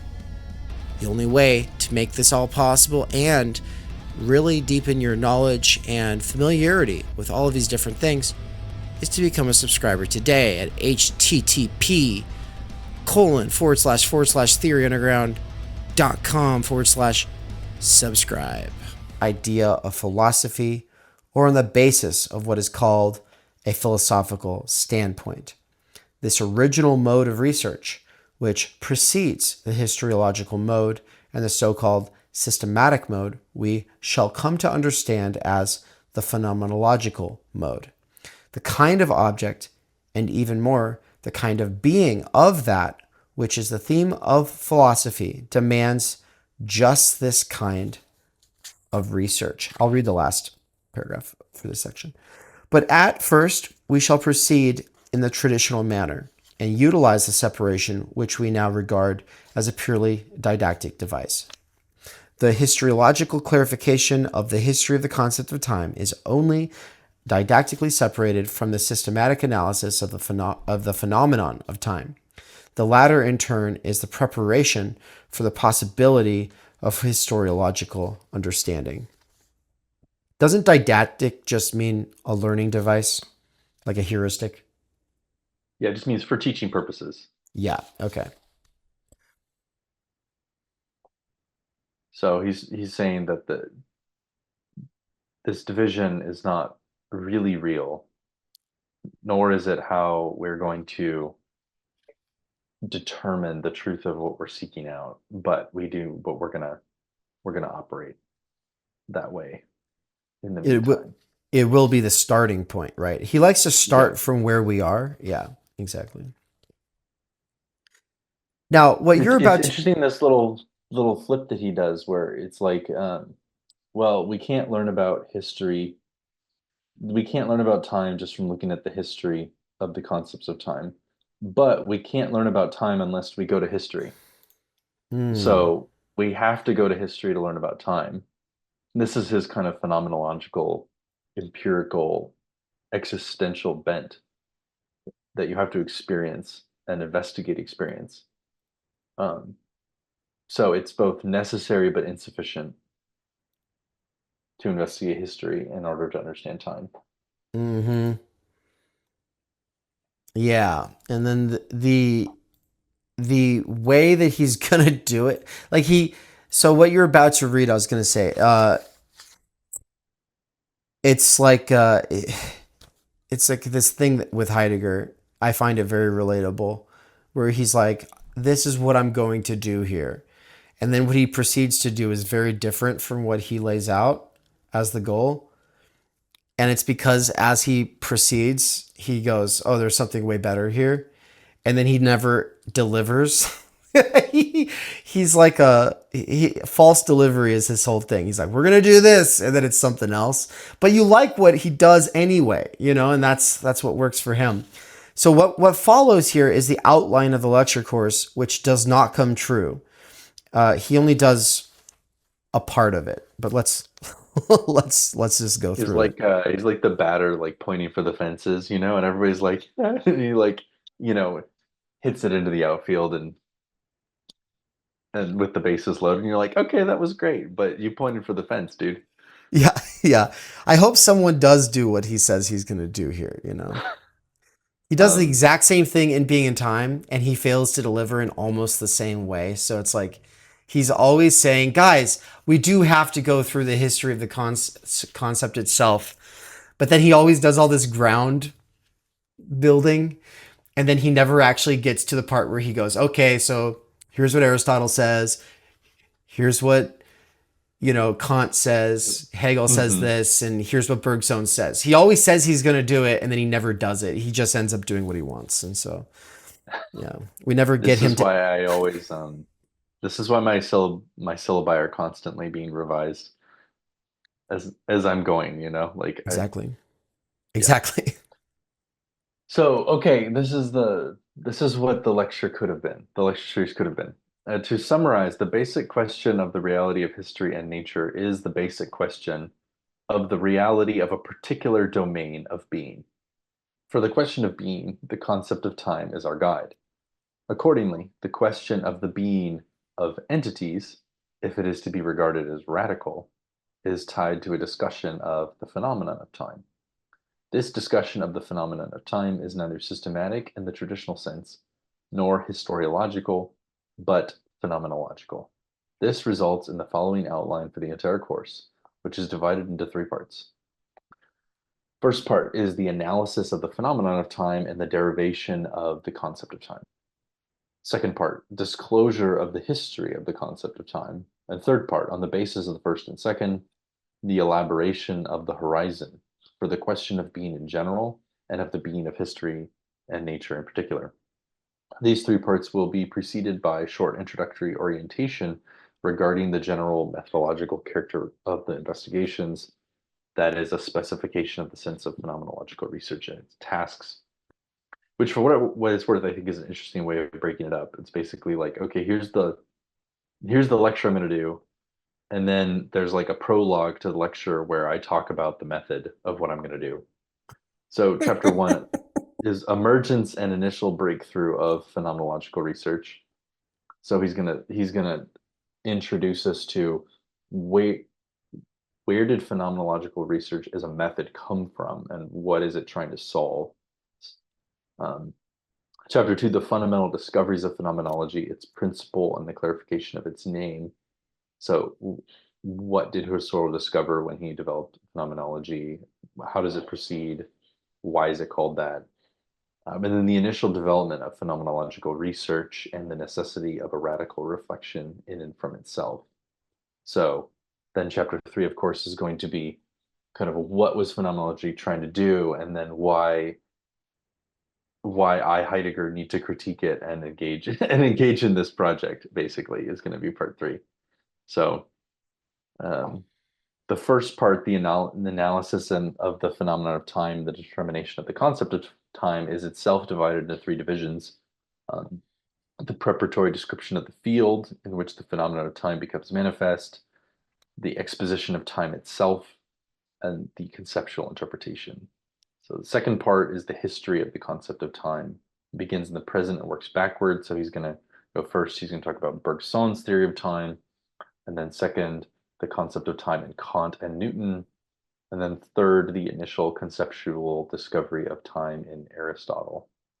Why these three major stages of the history of the concept of time are explored will become evident from the investigation itself, inasmuch as these three stages constitute the stations at which a relative transformation of the concept of time has occurred. I say relative because basically the concept of time as Aristotle conceived it is retained throughout. Bergson, in fact, makes an attempt to go beyond this concept to a more original one. This justifies our treating him separately within the question of the historical concept of time. Basically, when we consider the categorical fundaments which he presupposes, namely quality and succession, Bergson does not advance the matters at issue and so remains traditional. The third part deals with the exposition of the question of being in general and the being of history and nature in particular. It at the same time paves the way for a more lucid determination of the sense and the task of phenomenological research on the basis of the elucidated material content of the theme reached by them. I feel like it would be like to it would be good to read the Bergson section alongside Deleuze's Bergsonism book, Yeah, it would be um, great. because It'd I be know that difference and repetition is this attempt to critique an ape being in time, and I know that Deleuze is very much sees a lot of generativity in Bergson, and Heidegger here says that even the Bergson's attempts still basically remain Aristotelian. So it'd be curious to see how Deleuze sort of tries to radicalize Bergson right, against Heidegger. But right. um, Uh, problem with that. He oh, doesn't do it. So oh, he doesn't get there. he doesn't Like do you said, it. he Yeah. doesn't actually. Wow, Fucking so yeah. we So should this should be stricken from the record. Bergson is being slandered here without any sort of. I know he never actually substantiates it. So actually, if you look at this, it's confusing because there's a lot of first, second, third, first, second, third, first, second, third. Mhm. But if you look at the difference between the first part, the second part, the third part, each one is followed by first, second, and third. And so there's three parts following each. First, we have the preliminary part, then the first part, then the second part, then the third part. He doesn't lay out what the three parts would be for the third part. He does lay out what the three parts would be for all of the other parts. The thing is, he never does the second or third part. So he never delivers on the second part or the third part. All he gives us is the preliminary part and the first part, which is actually everything he needs to realize he wants to go do a couple other seminars that he's really excited to go do.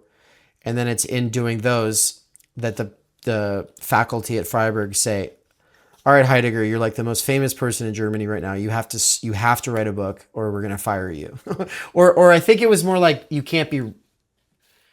not going to be able to advance or something. I can't remember if it was like write your book or else, or if it was I can't remember what the or else was. But they forced him to write his book, and that's where Being in Time comes from. And once again, he promises he's going to do this, that, and the other in Being in Time, and then he doesn't. But it's always because, and to me, I think it's totally justified by the method.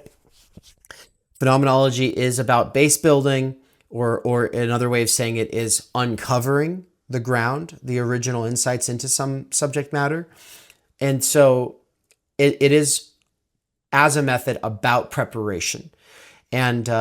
And it's a preparation that's going to, if you're very careful to how you tend to it, disclose something radical, And so it's like, it's in the process of doing the uncovering that he's going to discover something. It's not what he expected it to be, and it gets him excited. And then, of course, he wants to go do something else, So like, it totally makes sense. I just wish he'd written the chapter on Bergson. Well, I do see it as a weakness of character that I also see in myself as well. This like wanting to follow my own nose and something. It's more fun when I'm doing it and thinking about it, and it's more fun to start things and to finish things. I agree. But I do think that there is still a weakness of character there because I think that like by if he'd actually sat with Bergson for a long time and had to exposit his work, he may have found more in Bergson than he expected, or just the reality of bringing your own ideas into conversation with somebody else brings them out in a new relief and clarity that you wouldn't have had if you didn't have that conversation. And so to me, the hard work of doing that encounter is valuable. And it's a value that it's more valuable because it's so hard won. It's through work and suffering and kind of engaging with this negativity of the other's viewpoint. And I think that avoiding that in order to just develop your own line of thinking while exciting is sort of like easier and maybe requires less virtue of you. And so Right. that's kind of why um, that's my own struggle too. It's definitely my struggle as well. Heidegger takes it so he does tarry with a lot of other thinkers.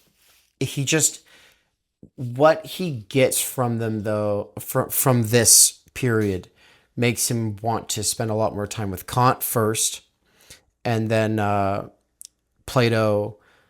He even does some stuff on Hegel.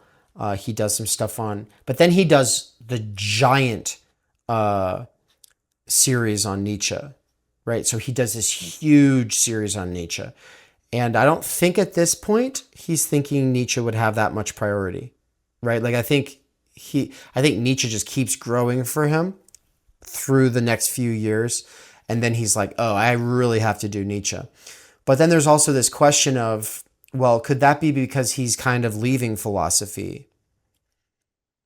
And, I see leaving Being in Time unfinished and moving in the direction he does as a leaving of philosophy, as he wants to prepare to be a political influencer. Like he actually says, okay, well, maybe philosophy is not the most important thing. Actually, the sort of mythos of the German Volk is more important to us right now.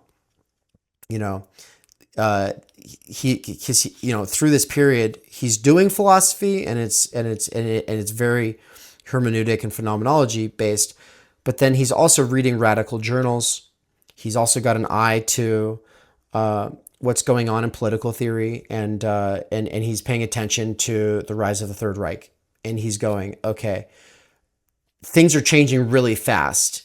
And you see him kind of take off his philosopher hat and put on his Moses or the Apostle Paul hat. He kind of wants to go influencer mode in the 1930s. And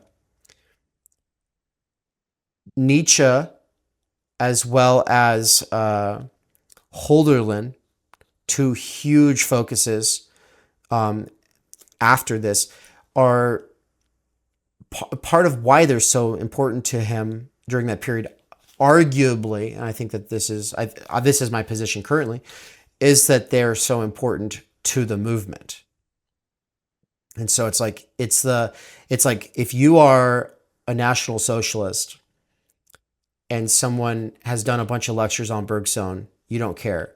But if you're a National Socialist and they've done a bunch of lectures on Nietzsche or Hölderlin, you're going to take note, right? And so like he is interested in all these other thinkers, but then he's like, okay, but there's a reason to go with these guys right now, and so he wants to dress them up in his way so as to influence in the way that he wants to influence. And there's positives and negatives, but he is definitely seduced by the power of his influence. And just so people have a conception of what I'm getting at, like his radio broadcasts that he starts doing for the Third Reich were reaching like the whole country. And so it's like he went from talking to these packed lecture halls in Freiburg to speaking on a microphone and everyone's like tuning in.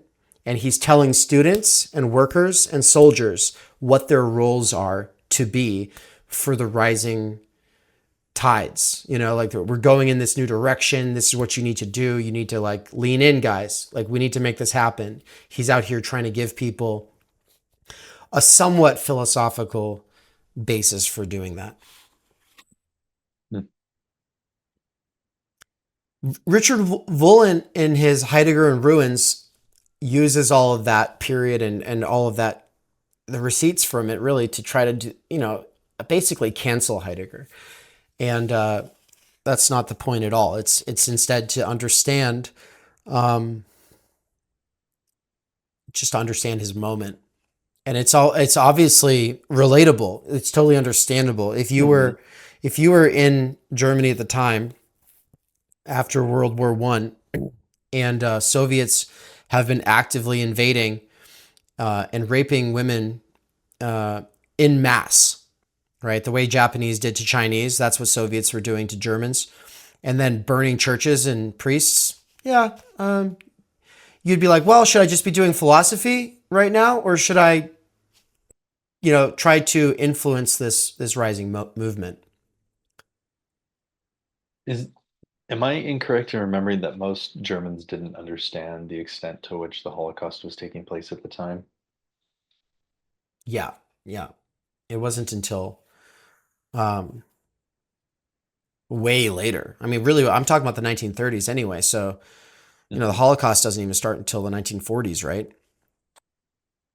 I'm not sure of the exact chronology, Yeah. but Well, yeah, I feel now I instantly hold on.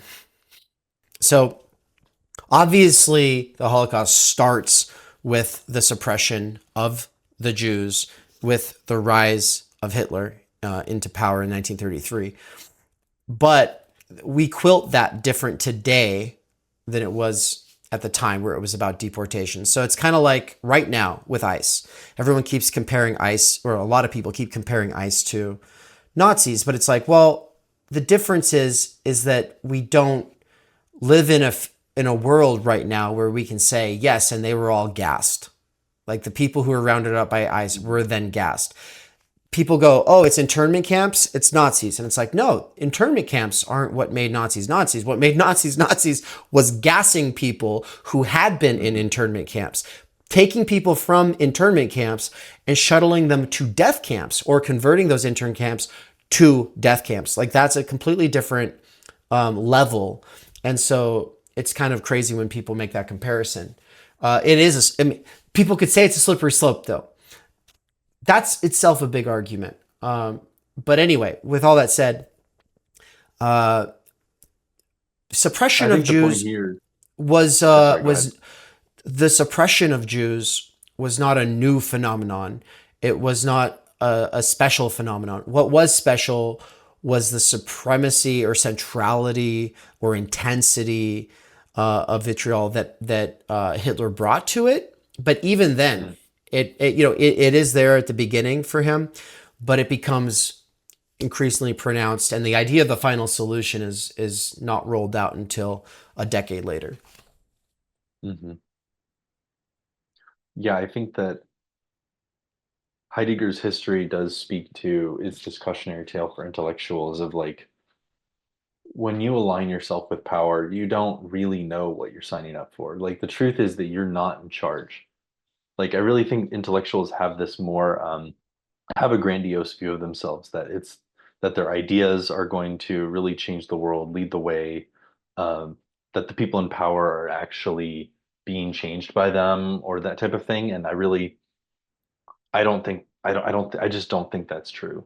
It's really the people who are powerful who are setting the course. Like you see this with Peter Thiel, for instance. Like, yes, he picked up Rene Girard's work.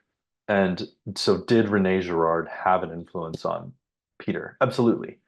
But Girard can't control that influence. Like it's developing in weird directions now with Peter Thiel. And the truth is that he's going to do with it what he wants. And if your Exactly. idea is doesn't fit with what he's doing, it ultimately it's not going to make its way into his conceptual framework. So I really think, yeah, intellectuals need to be super careful about what they sign on to because they really aren't as much in charge as they think they are. Right. No, they're And it's not. easy to get caught up in the moment, the excitement.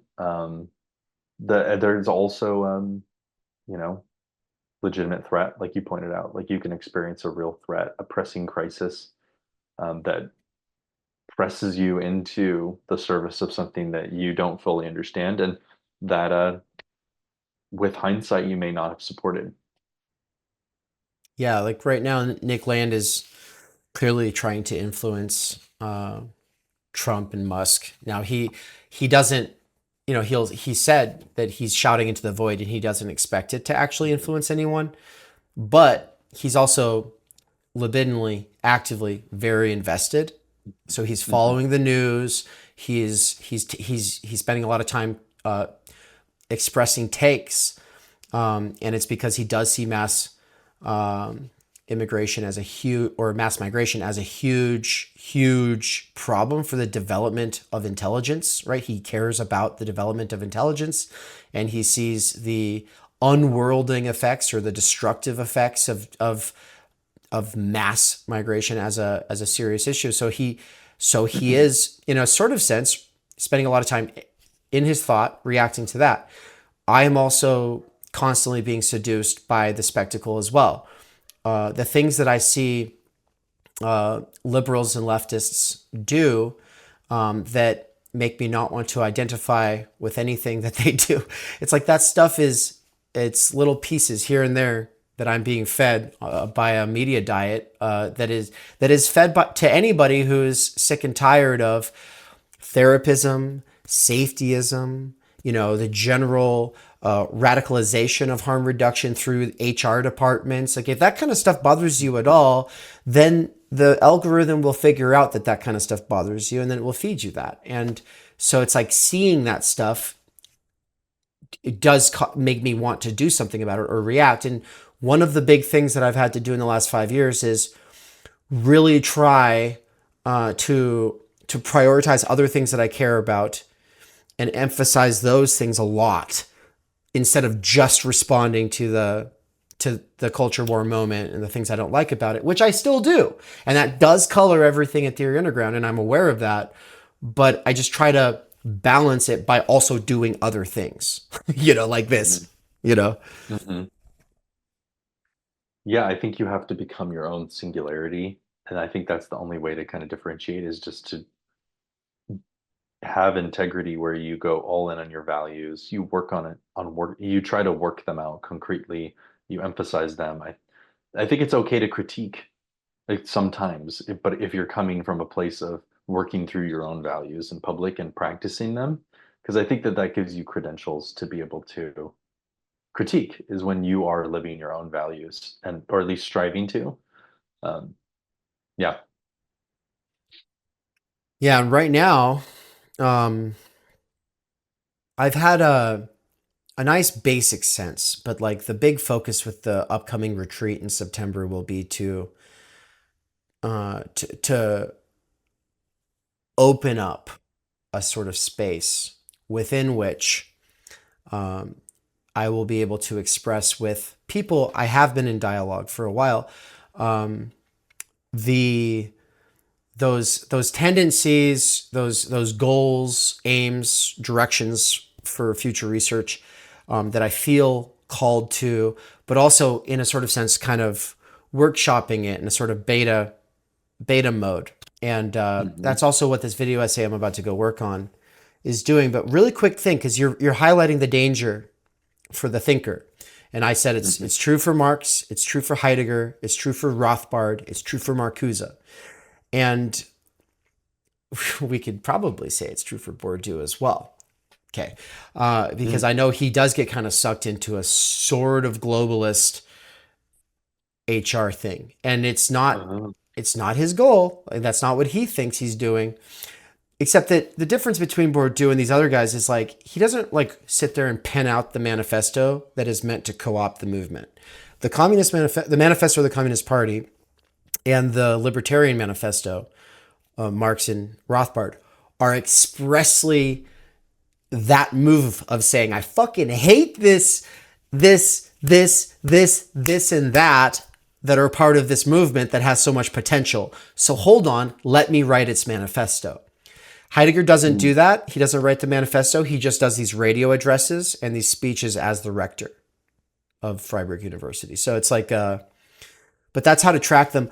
What I want to say though is that Heidegger's uber methodological, skeptical, critical period that begins around 1919 and goes through around 1929 to 30 or 31. It's all questionable, like where the actual lines of demarcation are to be drawn. But this 1920s decade is an achievement in the history of philosophy for someone being able to hold a position that is so opposed to both scientism and a sort of theological or religious position. So but it's an exercise, and it's not him putting forward a worldview. He's just saying, I am going to, for a period of time, hold this space and try to develop this approach. And in doing so,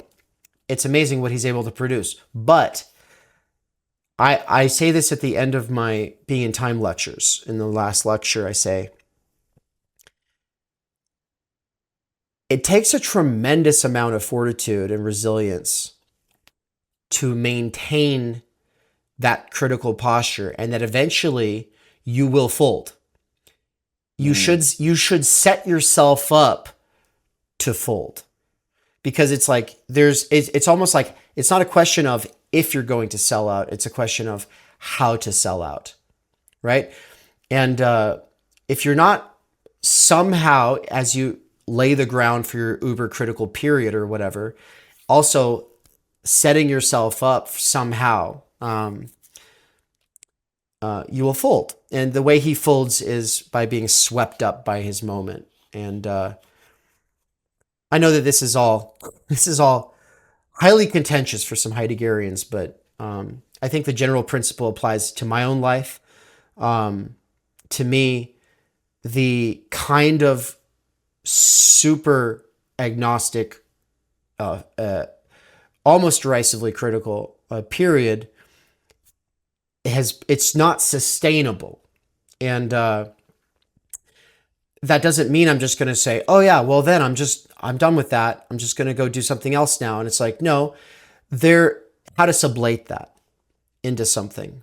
And so for me, it's in part tending to and caring for the kinds of priors that are not just inescapable, but also like indisputably positive, both in short-term and long-term senses, not just for yourself, but also for your family, for your community, and that could also scale to large-scale structural change. Yeah, I think you're dealing with the problem of like how do you pick your limits? Well, how do you pick a community to invest in, to like give yourself, like how do you find something that's real to give yourself over to? And the temptation of the intellectual includes giving yourself over to something that is evil or vicious, because you see the value, discount the problems, misread the situation, or give vent to the lower or worst parts of yourself. Um, yeah, I think that this is a much longer conversation that we're not going to be able to get into. But I do think that you need to pick at a certain point. You have to pick a community or a few communities to mediate, perhaps.